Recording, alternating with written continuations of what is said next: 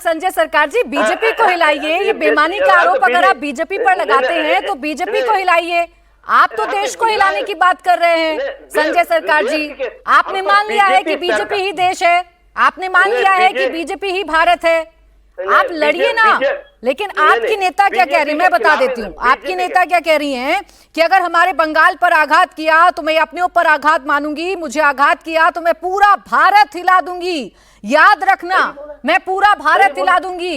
ये धमकी किसको दे रहे हैं पहले ये बताइए ना। कौन से गलती बोला? भारतीय जनता पार्टी जो सिस्टम में भारत में बना के रखे हैं तो पूरा भारत के हिलाने पड़ेंगे। अब से बंगाल से हिलाने से चलेंगे? दिल्ली हिलाने पड़ेंगे, वो महाराष्ट्र हिलाने पड़ेंगे, उत्तर प्रदेश हिलाने पड़ेंगे। जहां जहां इसको चुनाव आए चोरी को साथ में मालिक को आका बन गया है। मालिक पूछ रहे हैं नौकर को, अरे यार तू क्या कर दिया? बिहार में मेरे वर्ल्ड में भी मेरे खिलाफ बात चलना चालू हो गया। वो बोले मालिक a square plus 2ab plus b square state 2ab के जो फॉर्मूला आप बोले थे हम तो प्रयोग कर दिया मालिक। कौन सी गलती कर दिया मालिक आप बताओ? हम तो स्टेट 2ab बिहार में आपको दे दिए हैं, तो कौन सी गलती है बोलिए? तो मतलब स्टेट 2ab हम बोलते रहते थे ना मोदी जी, वो स्टेट 2ab का फॉर्मूला बिहार में लगा दे, लेकिन बंगाल में स्टेट 2ab करने नहीं देंगे। टू को भी नहीं देंगे, ए को भी नहीं, बी को भी नहीं जाने देंगे। बिल्कुल ठीक कह रहे हैं आप, बिल्कुल ठीक कह रहे हैं संजय सरकार जी। अगर कोई बेईमानी हो रही है तो रोक आप ही सकते हैं, आपके नेता रोक सकते हैं। आप एकदम सजग रहिए, अपने बीएलओ को कहिए, आपकी तो सरकार है, बीएलओ जिस तरीके से आपकी नेता कह रही है वो सब देखिए। लेकिन भारत से बैर मत रखिए, भारत से बैर मत रखिए संजय सरकार जी। और ये भूल मत करिए ना, बीजेपी को भारत क्यों बना रहे हैं? बीजेपी तो आप ही की तरह एक राजनीतिक दल है ना, आप बीजेपी को भारत क्यों बना रहे हैं? दिक्कत ये है। और धमकी किसको दे रहे हैं आप? भारत हिलाने का मतलब समझ रहे हैं ना संजय सरकार जी, इसका सीधा सीधा मतलब क्या है? अच्छा आप रुक जाए, मैं आ रही हूँ अजय आलोक जी आपके पास। पहले सब अपने मेहमानों को एक बार चर्चा में ले आऊं। अब मलूक नागर जी आप सुन रहे हैं ना, चाहे टीएमसी वाले हों, चाहे ये अपने समाजवादी वाले यादव साहब हों, सबकी सब ये कह रहे हैं भाई चीटिंग से जीतते हैं आप लोग, और चीटिंग को रोकने के लिए हम किसी भी हद तक जाएंगे। चाहे आप राम का रास्ता दिखाइए, चाहे आप धर्म का रास्ता दिखाइए। अब विपक्ष समझ गया है कि रास्ते चलने वाले नहीं। देखिए प्राची जी, ये लोग जो सो कॉल्ड इंडिया गठबंधन है और मैं सबसे बड़ी पार्टी कांग्रेस और उसके बड़े नेता कन्फ्यूजन में है। 3 साल इनका अध्यक्ष ने बना कन्फ्यूजन। एलओपी अधीर रंजन राष्ट्र की पत्नी महामहिम राष्ट्रपति को कहता था, और जिस दिन खड़गे साहब बने उसी दिन सनातन धर्म के खिलाफ बोले।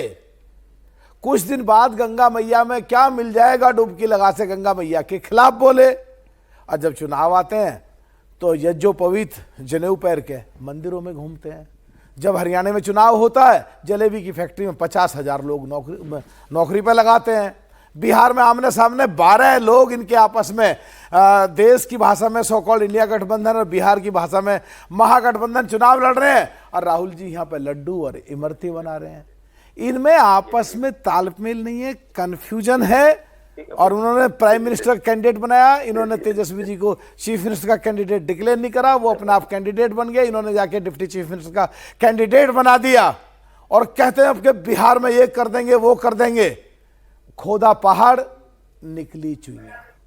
आज अगर ये अभी भी इस मंदिर के अयोध्या के खिलाफ बोल रहे हैं या कुछ का कुछ बात कर रहे हैं, तो जो सैकड़ों सालों से लड़ाई झगड़े और खबरें और कोर्ट कचहरी सबके बाद अगर माननीय सुप्रीम कोर्ट के आदेश के बाद अगर वो मंदिर बना है और संविधान के अनुसार सुप्रीम कोर्ट सर्वोच्च व्यवस्था है, तो उस मंदिर को भी ग्रुपों में बांट रहे हैं।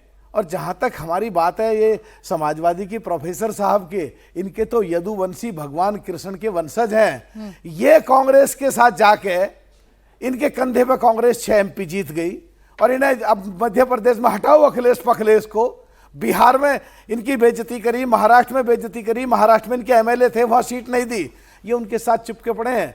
तो कांग्रेस तो मर रही है ही है, इन्हें भी ले डूबेगी, इन्हें समझना पड़ेगा।